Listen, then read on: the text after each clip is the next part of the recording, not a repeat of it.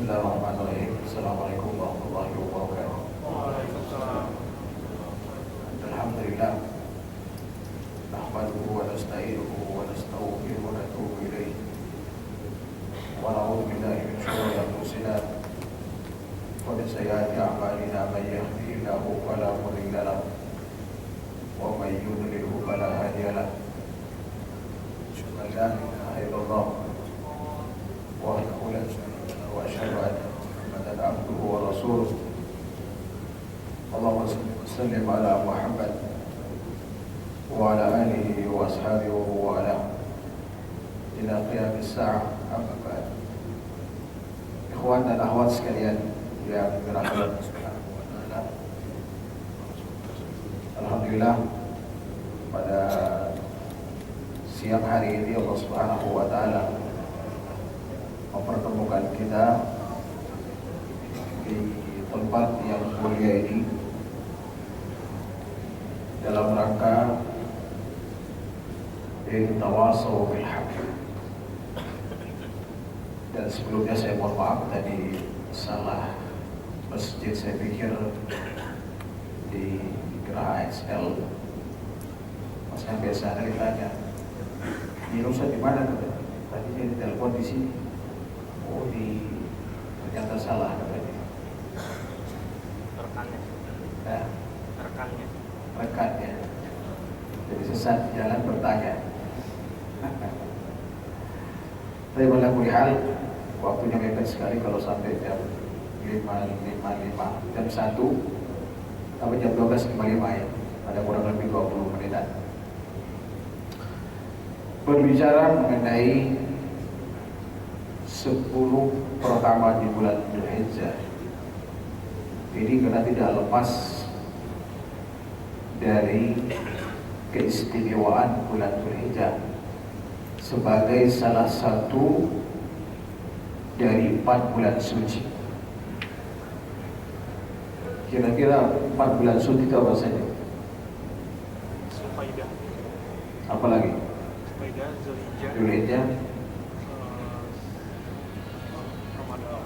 Muharram, Ramadan, apa lagi?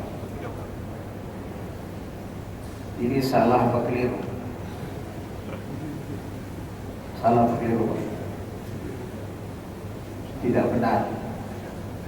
Yang betul apa? Yang pasti bulan Ramadan bukan bulan suci. Kesucian Ramadan hadisnya palsu. Bulan suci hanya ada 4, Zulqa'dah, Zulhijjah, Muharram dan Rajab. Hal ini berdasarkan firman Allah Subhanahu wa taala dalam surah Taubah ayat 36. Inna 'iddatas shuhuri indallahi 12 syahran fi kitabillah. Yawma khalaqas samawati wal ard minha arba'atun hurum.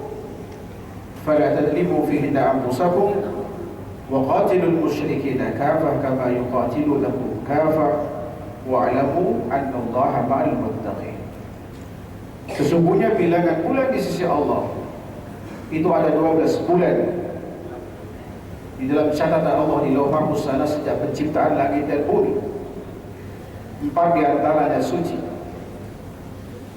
Maka jangan sekali-kali kalian menzalimi diri kalian pada bulan-bulan tersebut, dan perangilah orang-orang musyrik sebagaimana mereka memerangi kalian secara keseluruhan.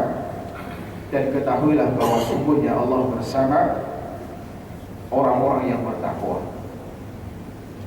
Al-Imam Ibnu Abi Hatim meriwayatkan dengan sanadnya sampai pada sahabat mulia Abu Bakar dan Abdullah bin Umar. Mereka mengatakan, qama an-nabiy sallallahu alaihi wasallam bil Aqabah. Rasulullah berdiri di dekat Aqabah. Fajtama'a ilaihi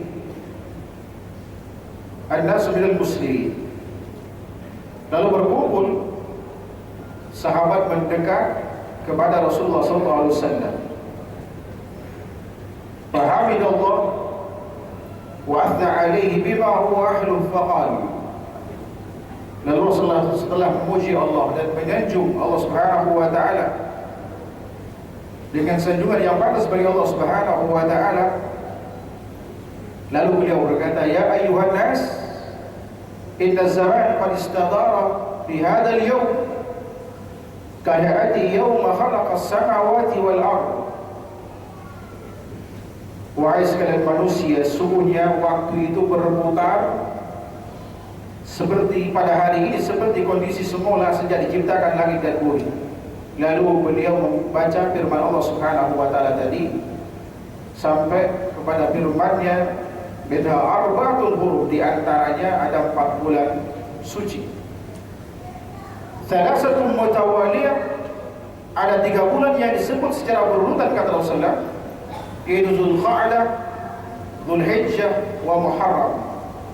Dzulqa'dah, Dzulhijjah dan Muharram. Wa ma baina Jamada wa Sya'ban, dan bulan yang berada di antara bulan Jamada al-akhir dan Sya'ban, yaitu bulan Rajab. Jadi bulan suci itu ada 4, Dzulqa'dah, Dzulhijjah, Muharram dan Rajab, tidak termasuk Ramadan. Kesucian Ramadan hadis palsu yang memahami. Di bulan-bulan suci ini Allah Subhanahu wa taala memerintahkan kepada kita secara umum untuk tidak melakukan kezaliman pada diri kita. Seluruh maksiat yang kita lakukan adalah bentuk kezaliman terhadap diri kita, karena itu dosa dan bisa mengantarkan pelakunya mampir di neraka atau bisa kekal di neraka, tergantung maksiat yang dilakukan. Dan kezaliman terbesar kalau dia melakukan kesyirikan kepada Allah Subhanahu wa taala.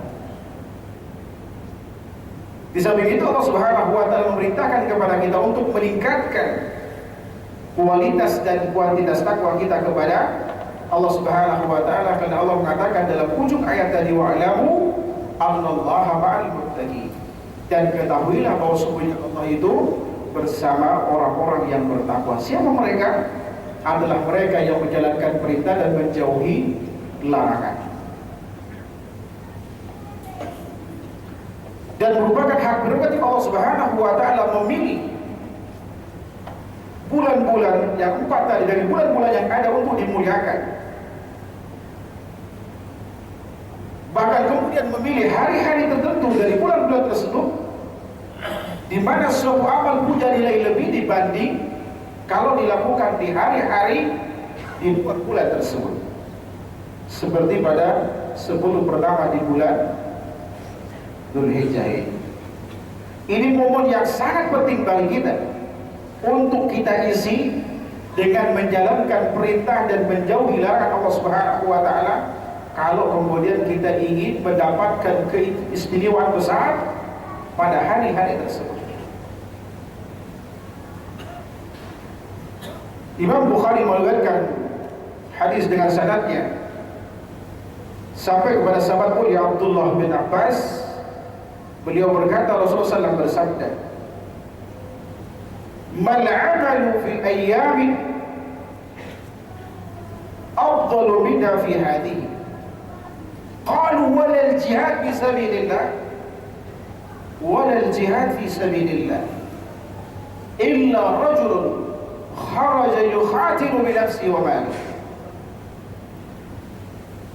Tidak ada sebuah amal yang dilakukan pada hari-hari yang dimaksud adalah hari-hari selain 10 pertama di bulan Dzulhijjah ini sepanjang tahun, itu tidak lebih afdal daripada amal yang dilakukan pada 10 pertama di bulan Dzulhijjah ini. Itu bihadi yang dimaksud adalah hari-hari 10 pertama di bulan Dzulhijjah ini. Sampai sahabat ketika merasa bahwa jihad itu merupakan amal yang pahala besar, sehingga ketika Rasulullah mengatakan ini mereka kaget dan bertanya kepada Rasulullah, apakah amal itu mengalahkan jihad fisabilillah ya Rasulullah? Kata Rasulullah, iya. Jihad pun tidak menandingi keistimewaan amal yang dilakukan di 10 pertama di bulan Dzulhijjah ini, kecuali seorang yang keluar yukhatir binafsi, dia berperang melawan musuh, menghalau musuh dengan jiwa dan hartanya, walam yarji bidzalika bisyai, dan kemudian dia tidak membawa pulang dengan jiwa dan artinya dia mati syahid di medan perang setelah dia berkorban dengan harta dan jiwanya, baru itu amal yang bisa menandingi amal yang dilakukan di 10 pertama di bulan Zulhijjah ini.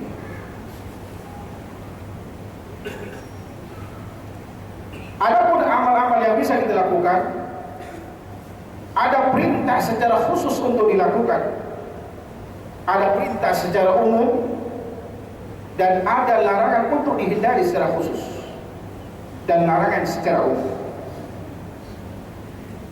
Di antara yang diperintahkan untuk dilakukan secara khusus adalah puasa dari tanggal 1 sampai tanggal 9. Dalam hadis riwayat Imam Abu Dawud dengan sanadnya sampai kepada tabi'in bernama Hunaidah bin Khalid an imra'atihi an ba'di azwajin Nabi sallallahu alaihi wasallam.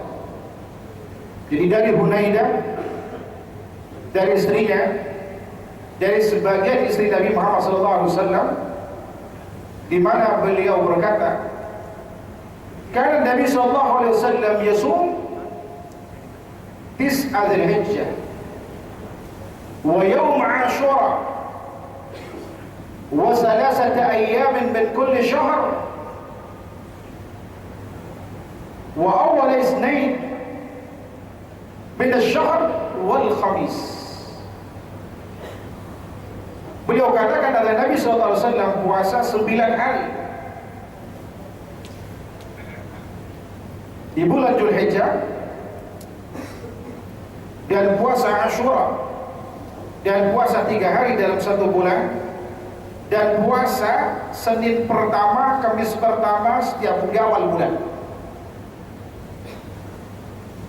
Mungkin kita pernah baca hadis riwayat Imam Muslim dari Aisyah radhiyallahu ta'ala anha. Beliau berkata, anna Nabiy sallallahu alaihi wasallam lam yasumil 'ashr. Rasulullah tidak pernah puasa di 10 pertama di bulan Dzulhijjah.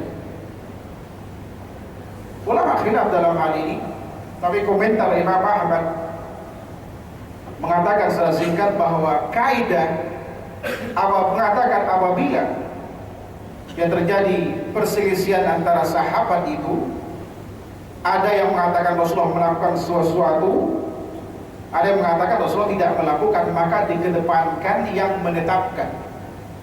Maka dalam hal ini kita katakan puasa itu ada.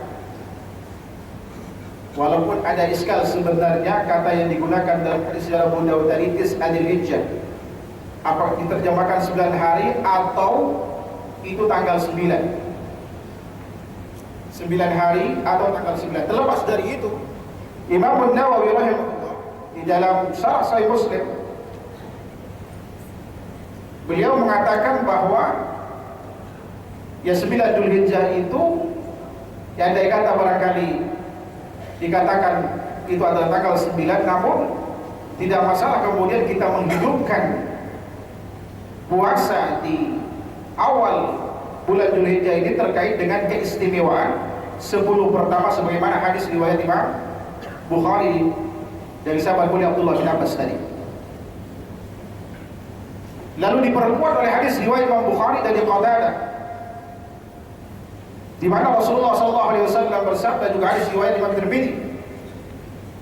Beliau mengatakan ketika ditanya tentang puasa Arafah, "Shaumu Arafah ahtasibu 'ala Allah ayyukaffir as-sana al-badiyah was-sana allati ba'd." Puasa Arafah aku berharap kepada Allah menjadi penghapus dosa setahun sebelum dan setahun sesudahnya. Jadi kita bisa melakukan minimal adalah puasa Arafah. Maksimalnya kita bisa menghidupkan puasa-puasa sunnah. Atau kemudian kita hanya mengambil 3 hari puasa pada saat itu, yaitu puasa 3 hari dalam 1 bulan. Dan puasa 3 hari dalam 1 bulan bukanlah puasa Ayyamul Bait, Itu beda. Yaumul Bid ditetapkan waktunya tanggal 13, 14, dan 15. Dan ini dipertegas perbedaan antara 3 hari dalam 1 bulan dengan Ayyamul Bid adalah pertanyaan Mu'adzah kepada Aisyah radhiyallahu anha dalam riwayat Imam Muslim. Beliau berkata, "Akana Nabi sallallahu alaihi wasallam yasum 3 ayyamin min kulli syahr?" Adakah Nabi Muhammad sallallahu alaihi wasallam puasa 3 hari dalam 1 bulan? Aisyah menjawab, "Ya." Ayyu yaumin kana yasumu Nabi sallallahu alaihi wasallam? Mu'adzah melanjutkan pertanyaannya, kapan Rasulullah SAW melakukan puasa tersebut?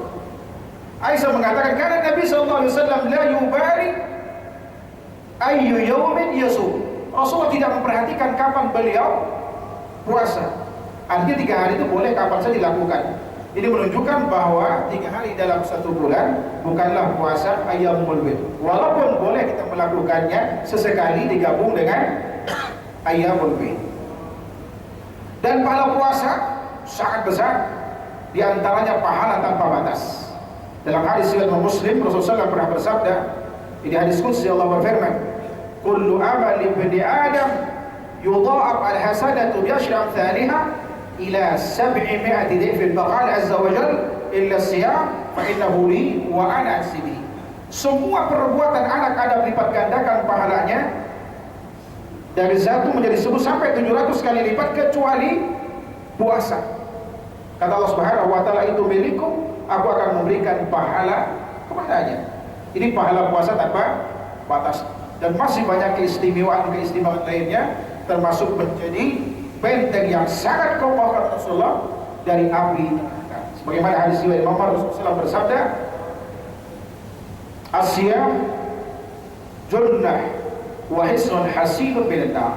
Puasa itu perisai dan benteng yang sangat kokoh yang dapat melindungi seorang dari api neraka. Di samping itu, di samping puasa-puasa sunnah bisa kita hidupkan, juga puasa Arafah tadi, dan perintah secara khusus juga kita melakukan yang namanya sholat Id seperti yang disyariatkan. Kita harus mencari tahu apa saja sunnah-sunnah terkait dengan sholat Id. Kemudian korban,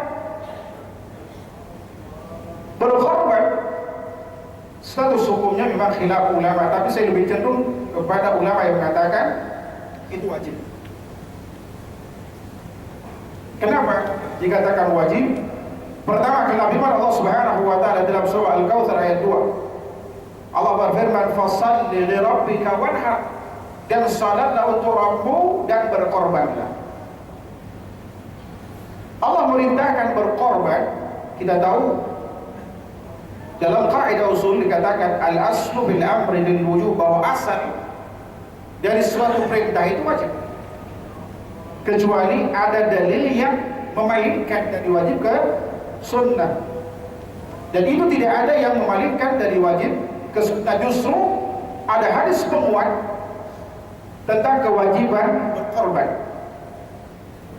Ada hadis riwayat Imam Ibnu Majah dengan sanadnya sampai kepada sahabat mulia Abu Hurairah radhiyallahu ta'ala anhu, Rasulullah pernah bersabda, "Man kana lahu sa'ah wa lam yudahhi fala yaqrabanna musallana."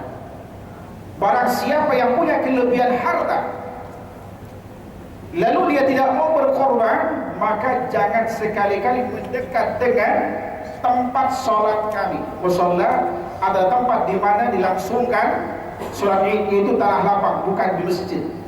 Kecuali memang seperti Jakarta sulit tanah lapang, sholat di masjid tidak masalah.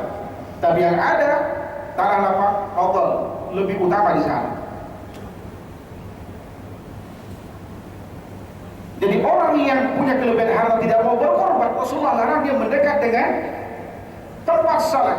Ini menunjukkan kewajiban. Sementara dalam riwayat lain Ummu Atiyah menuturkan kebiasaan Rasulullah SAW kalau masuk Idul Adha atau Idul Fitr, biasanya memerintahkan kepada keluarga untuk membawa anak saudaranya, anak-anaknya, ya, sampai yang haid dan nifas pun disuruh menghadiri sholat Id meskipun tidak sholat, hanya untuk ikut ambil bagian mensyiarkan salat Id dan mendengarkan khutbah.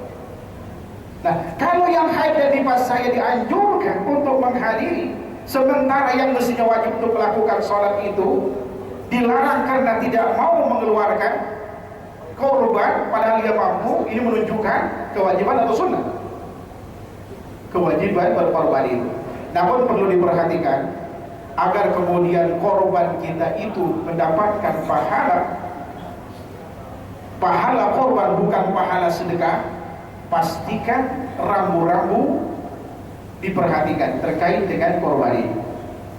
Yang sering saya ambil yang banyak kekeliruan dilakukan, ada dua hal yang sering dilakukan dan itu keliru menjadi sunnah Rasulullah.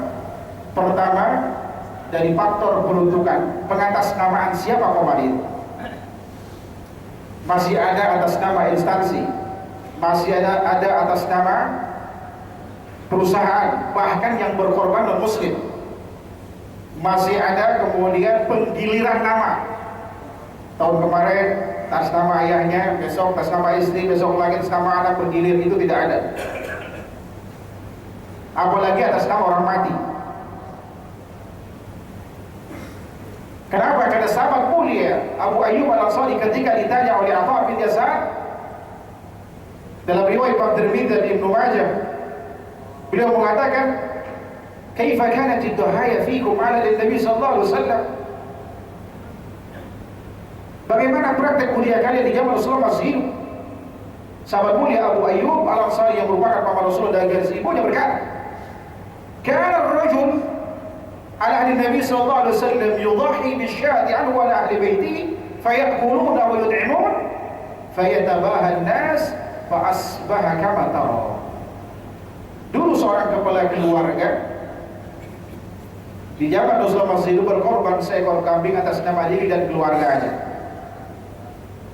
Itu artinya seorang kepala keluarga berkorban seekor kambing, maka istri dan anaknya serta orang yang sudah meninggal tabaan, kata Syekh Tujairi, mendapatkan pahalanya, secara otomatis dapatkan pahala. Namun istiqlalan secara independen kita mengeluarkan atas nama orang mati tidak boleh, karena tidak ada dalilnya.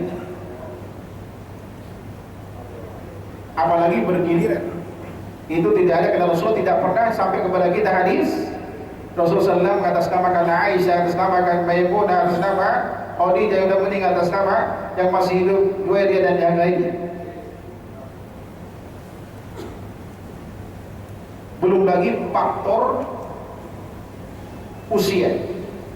Coba kacung yang pernah keluarkan hewan korban, kambing atau sapi yang sesuai dengan usianya, usia korban.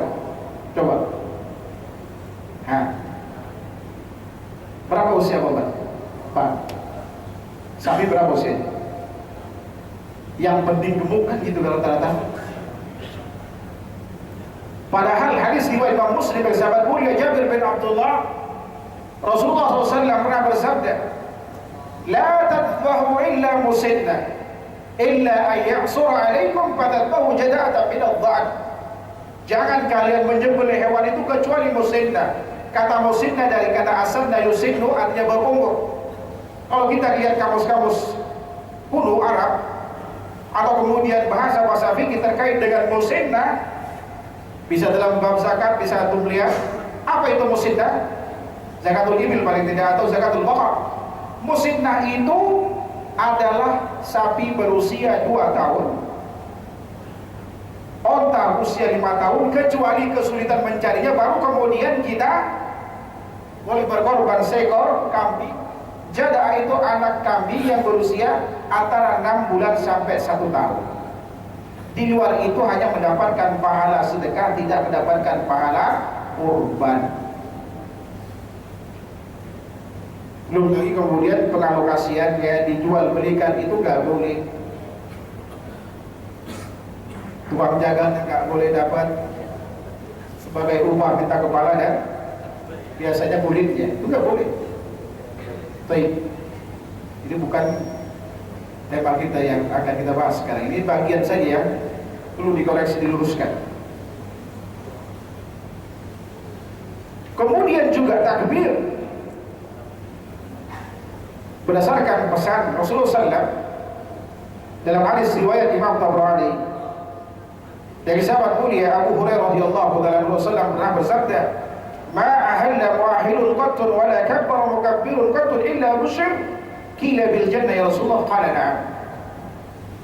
Tidak seorang pun berihlal itu mengucapkan labbaik Allahumma umratan labbaik Allahumma hajjan untuk haji atau berumrah, dan tidak seorang pun bertakbir melainkan akan diberi kabar gembira. Seorang sahabat bertanya kepada Rasulullah, apakah kabar gembira yang dimaksud surga ya Rasulullah? Kata Rasulullah, nah. Dengan redaksi takbir dalam riwayat Imam Tabrani, apa redaksi takbir? Coba takbiran gimana takbiran? Redaksi takbir.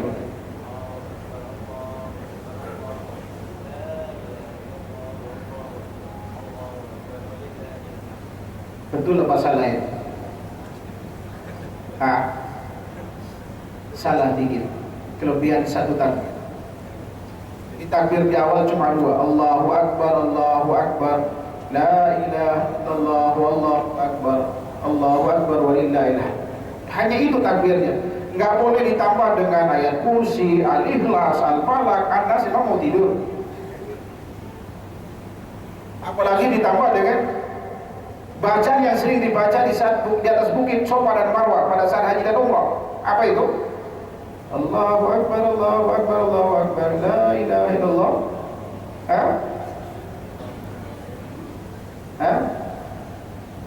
La ilaha illallah wa la syarika lahu wa la syarika lahu, la ilaha illallah wahdahu anjaza wa'ada wa la salata wa zabal azza wa wahda. Itu dibaca pada saat di bukit Safa dan Marwah. Di kita kebanyakan gaya takbirannya itu lebih dari yang diminta. Dalam yang Tabrani hanya seperti takbirnya, nggak boleh kita tambah dan tidak boleh juga dikurangi. Kemudian dan perintah secara umum yang bisa kita hidupkan yaitu ibadah-ibadah yang sering kita lakukan. Kalau selama ini hanya merambah wilayah wajib saja, tingkatkan kuantitasnya menjadi yang wilayah sunnah. Kalau selama ini sholatnya hanya sholat wajib, lakukan sholat rawatib. Sholat rawatib ada berapa?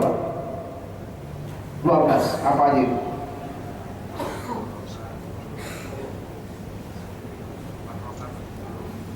Ya, 6 8 ya. Bagus. Hidupkan rawatib 4 sebelum zuhur, 2 sudahnya, 2 setelah maghrib, 2 setelah isya, dan 2 sebelum subuh. Kita hidupkan ini. Keistimewaan sangat besar. Pertama, dalam riwayat Imam Muslim, Rasulullah bersabda, "Ma bin abdul muslimin yusalli isnatai asyara raka'ah tatawu'an ghayra al-faridah illa banallahu lahu baitan bil jannah." Atau kama qala Rasulullah. Tidak seorang hamba muslim melakukan salat 2 rakaat siang hari siang malam secara sukarela atau tahu bukan salat fardu, melainkan Allah akan membangunkan baginya rumah di surga. Dan ini ditafsirkan dalam hadis riwayat Imam Tirmidzi seperti yang Bapak sebutkan tadi. 4 sebelum zuhur, 2 setelah zuhur, 2 setelah maghrib, 2 setelah isya, 2 sebelum subuh. Kita hidupkan hal seperti ini. Bukan hanya itu yang kita dapatkan, bahkan kita akan mendapatkan bimbingan cinta Allah, kondisi mustajab doa, minta perlindungan kepada Allah dari sesuatu yang tidak kita sukai. Allah akan berikan perlindungan. Bahkan di saat kemudian kita dicabut nyawa pun dengan cara yang paling halus, paling ringan. Sebagaimana hadis qudsi riwayat Imam Bukhari Rasulullah pernah bersabda, "Man 'ada li waliyan faqad 'adatu bil harb wa ma taqarraba ilayya 'abdi bi syai'in ahabbu ilayya mimma aftaratu 'alayhi." Barang siapa yang memusuhi waliku, aku akan menyatakan perang terhadapnya. Tidak ada sesuatu yang dengannya mendekatkan diri padaku lebih aku cintai dari apa yang aku wajibkan kepadanya. Wa la yazalu 'abdi yataqarrabu ilayya bin nawafil hatta uhibbah. Fa idza waqtu kuntu samahu alladhi yasma'u bihi wa basaruhu alladhi yubsiru bihi wa yaduhu alladhi yabtishu biha wa rijluhu allati yamshi bihima fa idza sa'alani la'utiyanna wa idza ista'adani la'udanna. Semasa hambaku mendekatkan diri padaku di samping yang wajib, yang mengamalkan yang sunnah sampai aku mencintainya. Kalau aku telah mencintainya, maka pendengarannya dengannya mendengar, melihatnya dengannya melihat, tangannya dengan yang memukul dan kedua kaki dengan berjalan adalah aku. Kata para ulama bahwa orang ini akan senantiasa dalam bimbingan Allah Subhanahu wa taala sehingga anggota tubuhnya tidak akan digunakan kecuali di jalan yang diridhai dan cinta Allah Subhanahu wa taala. Tidak cukup sampai itu ketika Allah telah mencintainya, maka apabila dia memohon kepada Allah, Allah akan berikan kepadanya. Kenapa orang soleh? Salah satu tawassul dari 3 tawassul yang disyariatkan adalah bertawassul dengan orang saleh. Karena doanya mustajab. Siapa yang soleh itu? Bukan karena sorbannya sudah hijau, tasbih dibawa kemana-mana, dia pelaku syirik, jual jimat dan sebagainya. Bukan itu orang saleh. Orang saleh adalah orang yang menghidupkan ibadah sunnah di samping yang wajibnya. Tentu menghindari diri dari syirikan kepada Allah Subhanahu. Itu orang saleh. Siapapun dia, mau bukan darah biru, darah kuning, nggak penting. Yang penting kesalehannya, apa yang dilakukan sesuai dengan Al-Quran dan Sunnah Rasulullah SAW. Mustajab doa ini. Dan kita berupaya kemudian untuk meningkatkan kualitas kita. Dari gelar muktasib, kata Ibnu Taimiyah, muktasib itu hanya orang yang mengamalkan ibadah wajib. Menjadi as-sabiqul muqarrib, yaitu orang yang senantiasa gemar melakukan apa di samping yang wajib, melakukan yang sunnah.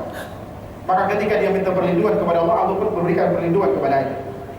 Wa ma taraddatu an syai'in ana fa'ilu taraddudi an nafsi imri'in mu'min yakrahul mauta wa ana akrahu musa'ata.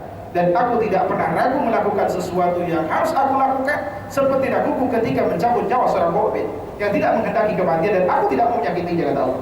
Artinya kata para ulama bahwa orang ini saking sayangnya Allah, buah hasil kesalehannya menghidupkan ibadah sunnah di samping yang wajibnya, Allah sayang sama dia ketika dicabut nyawanya dengan cara yang paling halus. Tapi nggak tahu bagaimana yang paling halus. Mau yang duluan silakan. Cerita sama kita. Demikian Allah sekalian rahmat Allah Subhanahu wa taala. Di sisi lain kemudian kita dilarang secara khusus. Sering muncul pertanyaan, bahkan sampai sekarang, apa hubungan antara larangan mencukur rambut dan mencukur dan memotong kuku karena kita ingin berkorban? Apa hubungannya? Ya, mau dihubung-hubungkan semuanya adalah ibadah. Itu amal saleh.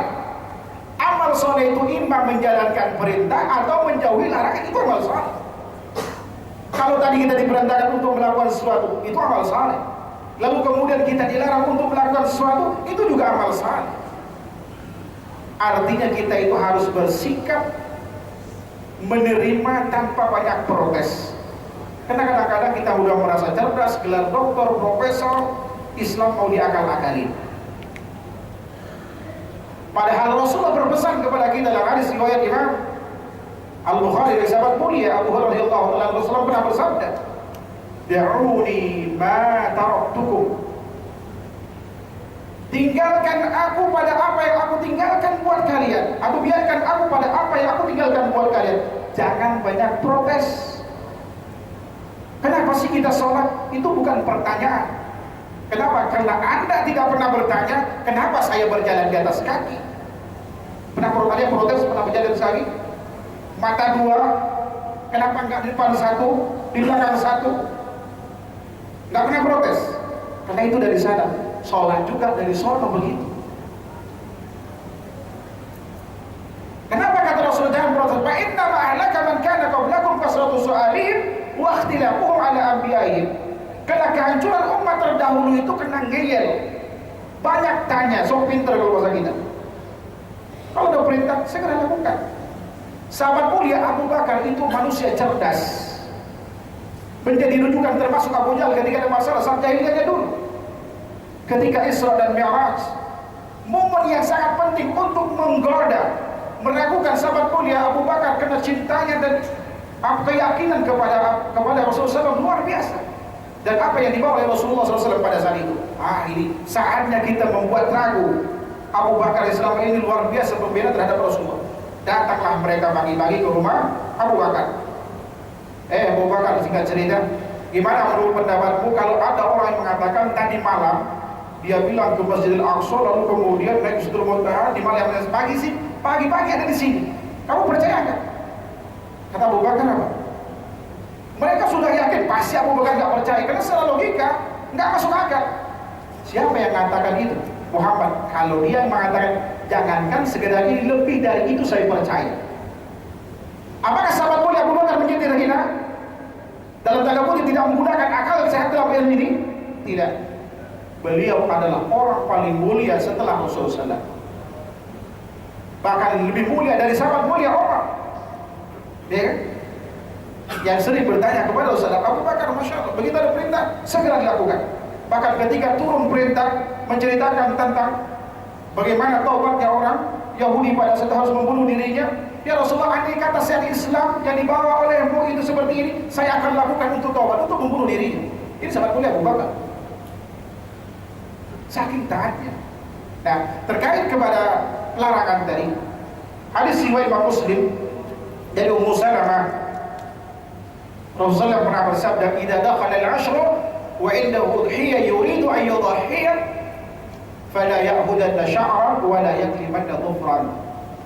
Apabila masuk sebelum pertama di bulan Dzulhijjah, kemudian seorang punya korban ini dikorbankan, maka jangan kemudian mencukur rambut atau kemudian kukunya. Jangan protes kenapa, jangan bertanya kenapa, memang syaratnya begitu. Ketika kita mau melakukannya, itu amal soleh, pahalanya lebih besar dari jihad fisabilillah. Keumuman hadis riwayat Bukhari tadi.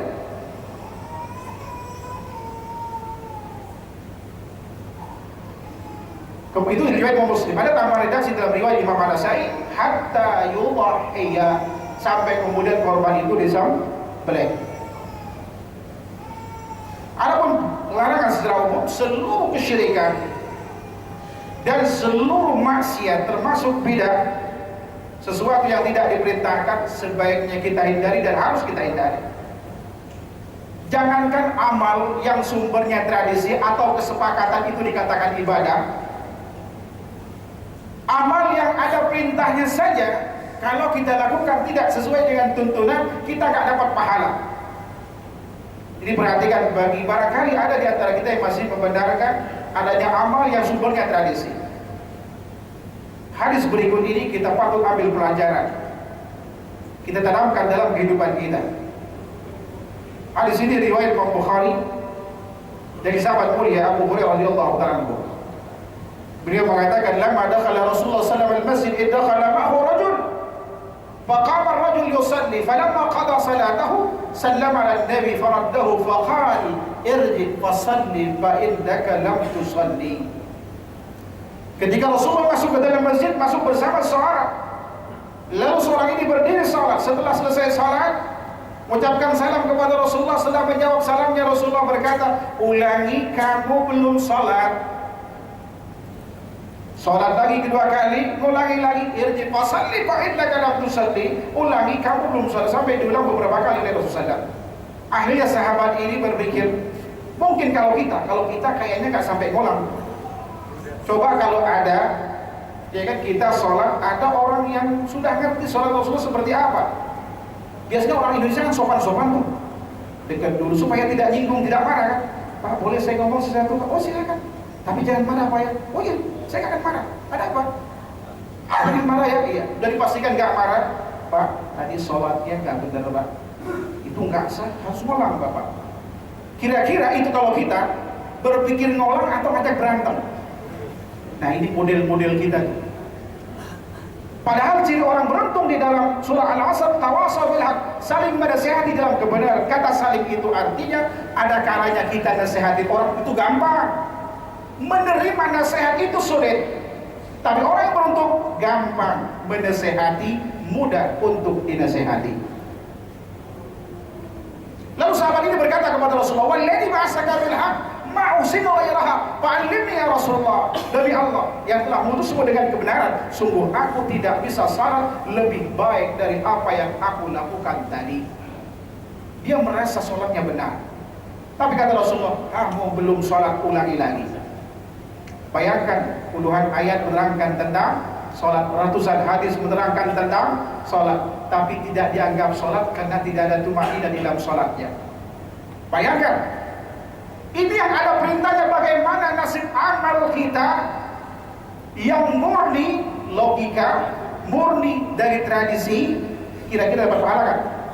Jangan bermimpi dapat pahala. Sholat ini saja kalau terus kita lakukan seperti itu, 60 tahun kita nggak dianggap sholat.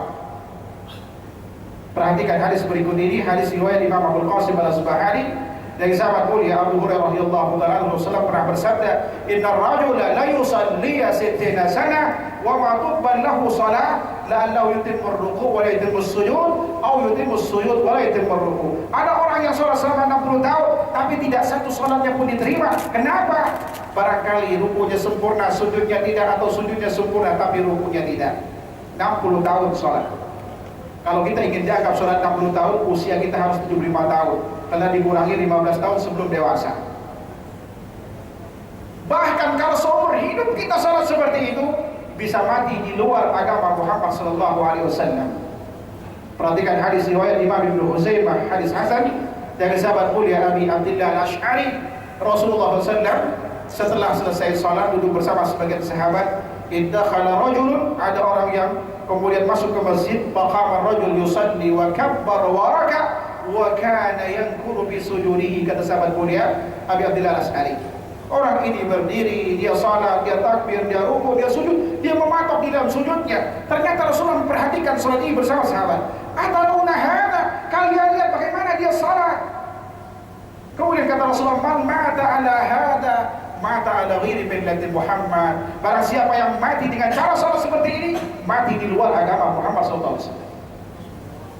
Ini menjadi penting kita untuk menggali, mencari, mengoreksi menggali sunnah, menghidupkan sunnah, dan menggantikan amal-amal kita yang selama ini sumbernya adalah tradisi, perasaan, logika kita. Abaikan itu semua, karena jalan menuju surga hanya Islam yang dibawa oleh Nabi Muhammad SAW. Hidupkan sunnahnya, abaikan logika kita. Siapapun kita tidak punya hak untuk kemudian membuat syariat baru di luar syariat Nabi Muhammad SAW.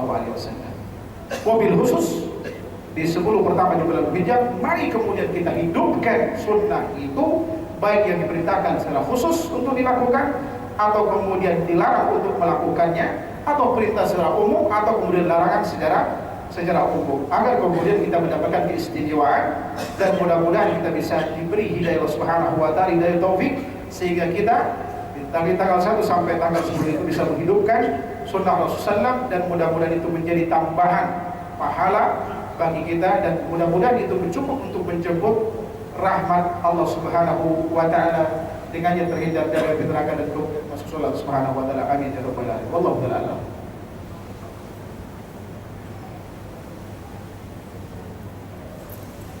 Kayaknya lewat waktunya.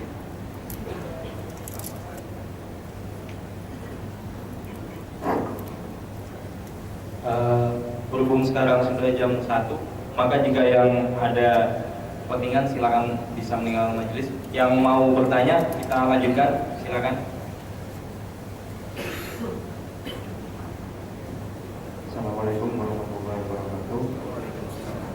Mau tanya Ustaz, untuk Ayyamul Bid kan sudah ditetapkan tanggal 13 sampai 15. Hari Tasyrik itu kan di tanggal 13 itu bagaimana? Hari Tasyrik itu adalah hari di mana kita makan dan minum. Yaumul akli wasyurb. Kalaupun kemudian yang terbiasa melakukan, ya ketika ada perintah kemudian ada larangan, maka status hukumnya adalah makruh. Sebaiknya makruh itu kita tinggalkan. Kalaupun melakukan tidak masalah. Ya. Toh kemudian kita bisa melakukan yang lain. Hidupkan sunnah itu kan sekali setahun.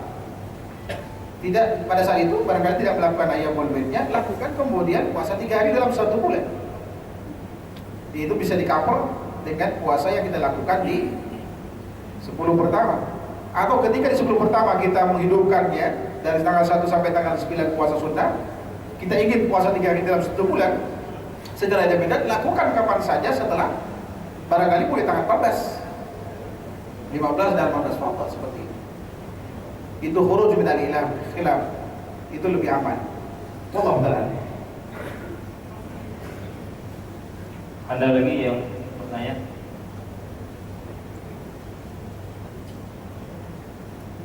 Dari akhwat ada?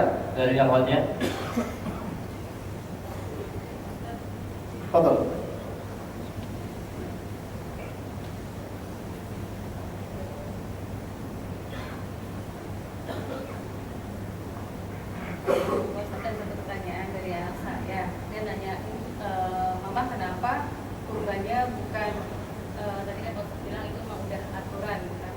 penjelasan kepada anak kecil kalau kurban itu bukan ikan, bukan burung, itu gimana Pak Ustaz?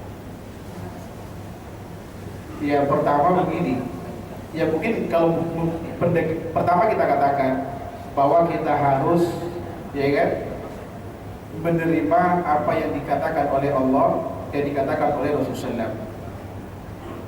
Ya kan? Kalau kita belum bisa menjelaskan, alihkan perhatiannya. Anak-anak yang cerdas biasanya itu aneh-aneh pertanyaan. Dari kecil kita mengenalkan, saya pernah mengalami hal yang sama, tapi berkaitan dengan Allah. Allah ada di mana? Ada di atas.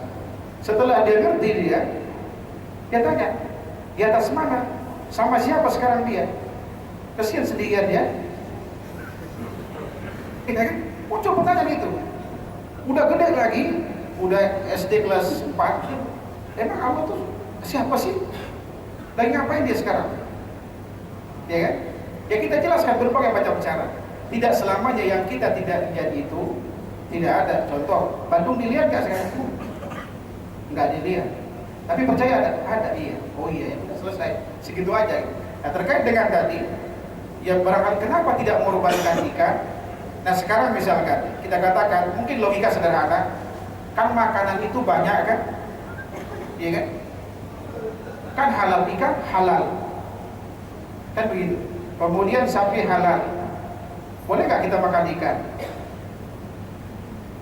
Iya kan? Oh boleh. Coba makan, ambil yang mentah. Kenapa kau belum disiap?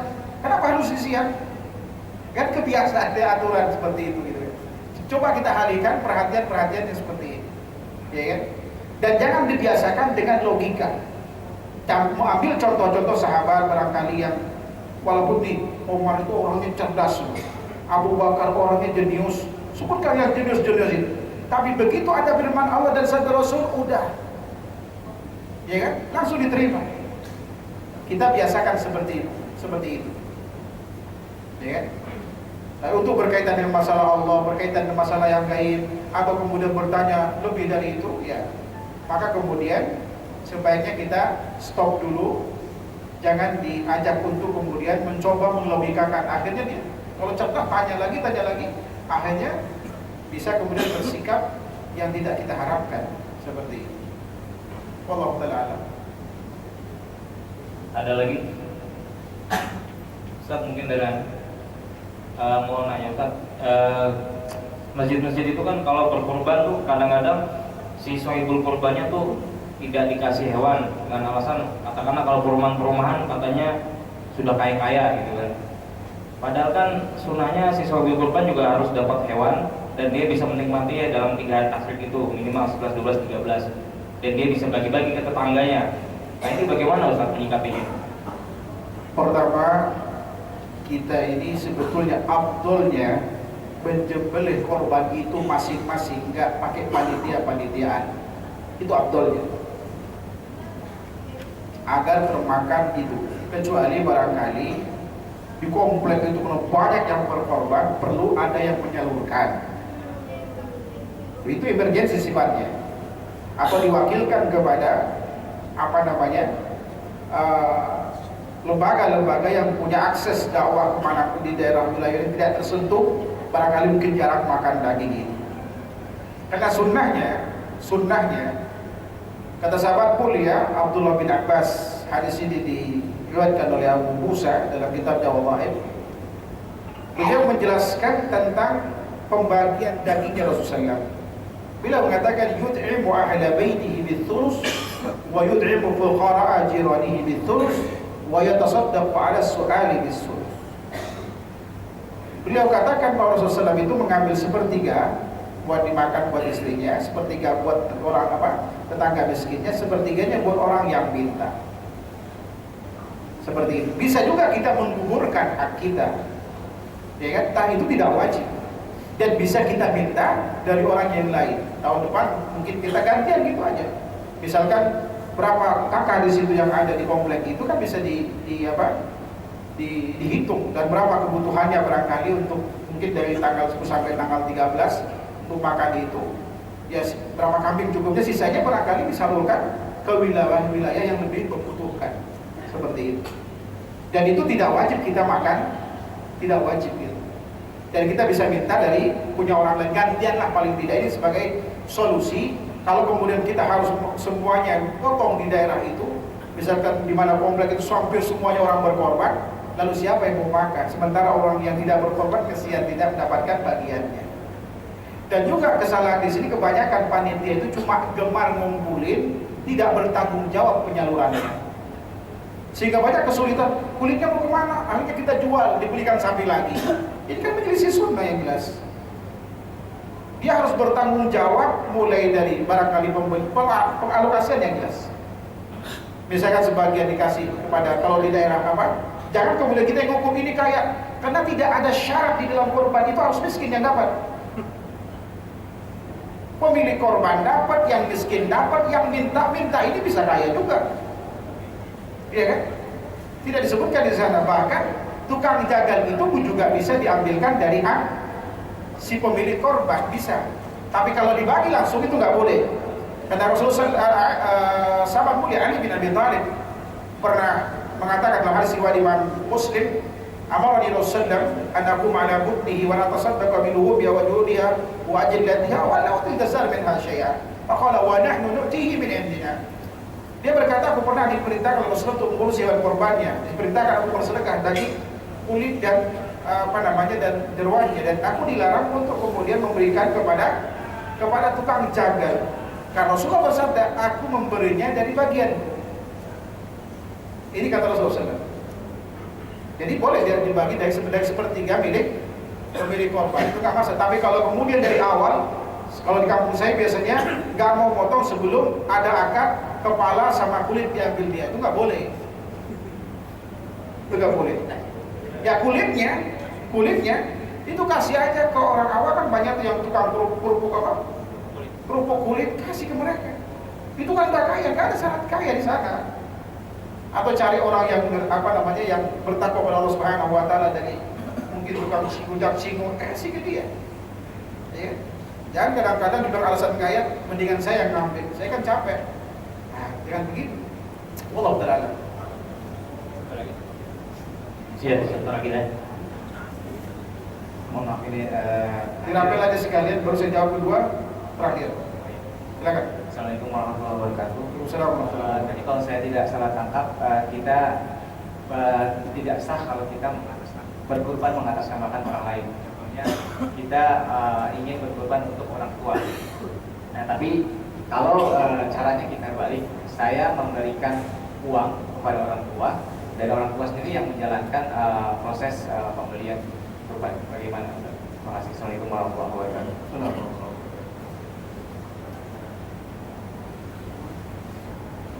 Assalamualaikum warahmatullahi wabarakatuh. Masalah puasa tadi, kan ada 3 hari dalam 1 bulan puasa sahur.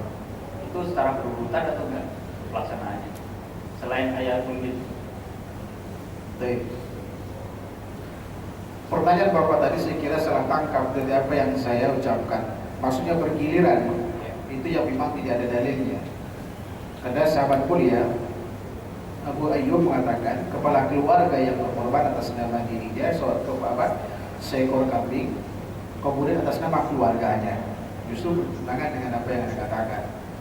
Nah, mungkin yang ingin untuk katakan tadi, barangkali kalau dengan orang tua mengatasnamakan sendiri, ya kan, kita kasih duit dia, ya silahkan saja, nggak ada masalah. Sebetulnya tidak wajib bagi beliau. Apa yang kita lakukan kalau orang tua kita dalam tanggungan kita mengeluarkan seekor kambing, itu sudah dapat pahalanya otomatis. Hanya hati kadang-kadang itu merasa kayak kurang afdol kalau saya nggak berkorban, padahal dia nggak mampu. Ya kan? Termasuk juga yang mati. Yang mati itu otomatis dapat pahala dari amalan orang yang hidup yang saleh, anaknya dapat. Justru masalah kalau diperuntukkan secara khusus, karena tidak ada dalil, kecuali 18 item amal yang nyampe kepada orang mati harus dikhususkan penamaannya karena berdasarkan dalil. Termasuk baca Al-Quran, pahalanya nyampe ke orang mati.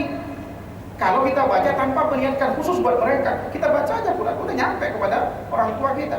Tapi kalau dikhususkan kepada orang tua, nggak nyampe karena tidak ada dalil.